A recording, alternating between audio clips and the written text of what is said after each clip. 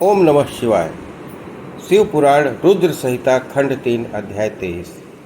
पार्वती की तपस्या विषयक दृढ़ता, उनका पहले से भी उग्र तप, उससे त्रिलोक का संतप्त होना और समस्त देवताओं के द्वारा के साथ ब्रह्मा और विष्णु का भगवान शिव के स्थान पर जाना।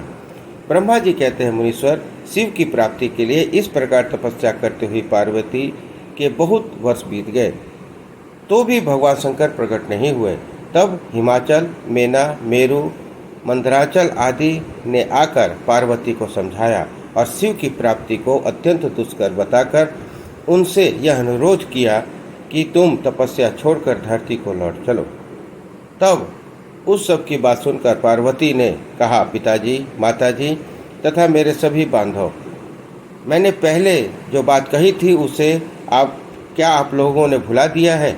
अस्तु, इस समय भी मेरी ये जो प्रतिज्ञा है उसे आप लोग सुन लें। जिन्होंने रोष से कामदेव को जलाकर भस्म कर दिया है, वे महादेव जी यद्यपि विरक्त हैं तो भी मैं अपनी तपस्या में उन भक्त वत्सल भगवान शंकर को अवश्य संतुष्ट करूंगी। आप सब लोग प्रसन्नतापूर्वक अपने अपने घर को जाएं। महादेव जी संतुष्ट ही होंगे, इसमें अन्यथा विचार की आवश्यकता नहीं है। जिन्होंने कामदेव को जलाया है, जिन्होंने इस पार्वती के वन को भी जलाकर भस्म कर दिया है, उस भगवान शंकर को मैं केवल तपस्या से यहीं बुलाऊंगी। महाभागगण, आप यह जान ले कि महान तपोबल से ही भगवान सदाशिव की सेवा सुलभ हो सकती है। यह तो आप लोगों से सत्य सत्य कहती हूँ। सुमधुर भाषण करने वाली पर्वतराज कुमारी शिवा, माता मेनका का भाई मैनाक, पिता हिमालय और मंदराचल आदि से उपयुक्त बात कहकर शीघ्र ही चुप हो गई। शिवा के ऐसा कहने पर वे चतुर चालाक पर्वत, गिरिराज, सुमेरु आदि गिरिजा की बारंबार प्रशंसा करते हुए अत्यंत विस्मित हो जैसे आए थे वैसे ही लौट गए।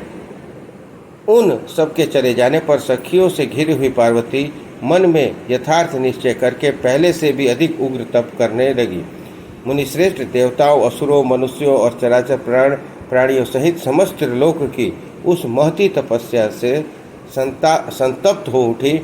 उस समय समस्त देवता, असुर, यक्ष, किन्नर, चारण, सिद्ध, साध्य, मुनि, विद्याधर, बड़े बड़े नाग, प्रजापति, गुह्यक तथा अन्य महान लोगों से महान कष्ट में पड़ गए, परंतु इसका कोई कारण उसकी समझ में नहीं आया। तब इंद्र आदि सब देवता मिलकर गुरु बृहस्पति की सलाह ले बड़ी विह्वलता के साथ सुमेरु पर्वत पर मुझ विधाता की शरण में आए। उस समय उन्होंने सारे अंग संतप्त हो रहे थे। वहाँ आ मुझे प्रणाम पूर्वक उन सभी व्याकुल और कांतिहीन देवताओं ने मेरी स्तुति करके एक साथ ही मुझसे पूछा, प्रभु, जगत के संतप्त होने का क्या कारण है? उनका यह प्रश्न सुनकर मन ही मन शिव का स्मरण करके विचार पूर्वक मैंने सब कुछ जान लिया। इस समय विश्व में जो दाह उत्पन्न हो गया है वह गिरजा की तपस्या का फल है। यह जानकर ही उन सब के साथ शीघ्र ही क्षीर सागर को गया। वहाँ जाने का उद्देश्य भगवान विष्णु से सब कुछ बताना था। यहाँ पहुंचकर देखा भगवान श्री हरि सुखद आसन पर विराजमान है। देवताओं के साथ मैंने हाथ जोड़कर प्रसन्नतापूर्वक स्तुति की और कहा, महाविष्णु, तपस्या में लगी हुई पार्वती के परम उग्र तप से संतप्त हो हम सब लोग आपकी शरण में आए हैं। आप हमें बचाइए। हम सब देवताओं की यह बात सुनकर शेष सैया पर बैठे हुए भगवान लक्ष्मीपति हमसे बोले। श्री विष्णु ने कहा, देवताओं, मैंने आज पार्वती जी की तपस्या का सारा कारण जान लिया है, अतः तुम लोग के साथ अब परमेश्वर शिव के समीप चलता हूँ। हम सब लोग मिलकर यह प्रार्थना करेंगे कि वे गिरजा को ब्याह कर अपने घर ले आवें। हमरो इस समय समस्त संसार के कल्याण के लिए भगवान से शिवा के पाणी ग्रहण के लिए अनुरोध करना है। देवाधिदेव पिनाकधारी भगवान शिवा को वर देने के लिए जैसे भी वहाँ से उनके आश्रम पर जाएं, उस समय हम वैसा ही यत्न करेंगे। अतः परम मंगलमय महाप्रभु रुद्र वहाँ उग्र तपस्या में लगे हुए हैं, वहीं हम सब लोग चलें। भगवान विष्णु की यह बात सुनकर समस्त देवता आदि हठी, क्रोधी और जलाने के लिए उद्यत रहने वाले प्रलयंकर रुद्र से अत्यंत भयभीत हो बोले। देवताओं ने कहा, भगवान, जो भयंकर कालाग्नि के समान दीप्तिमान और भगवान भयानक नेत्रों से युक्त है, उस रोष भरे प्रभु रुद्र के पास हम लोग नहीं जा सकते, क्योंकि जैसे पहले उन्होंने कुपित हो जाए काम को भी जला दिया था, उसी प्रकार वे हमें भी दग्ध न कर डालें, इसमें संशय नहीं है। मुने, इंद्रादि देवताओं की बात सुनकर लक्ष्मीपति श्रीहरि ने उन सबको सांत्वना देते हुए कहा।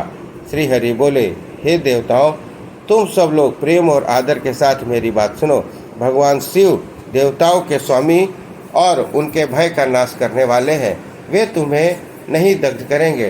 तुम लोग बड़े चतुर हो, अतः तुम्हें शंभु को कल्याणकारी मानकर हमारे साथ सबके उत्तम प्रभु उन महादेव जी के शरण में चलना चाहिए।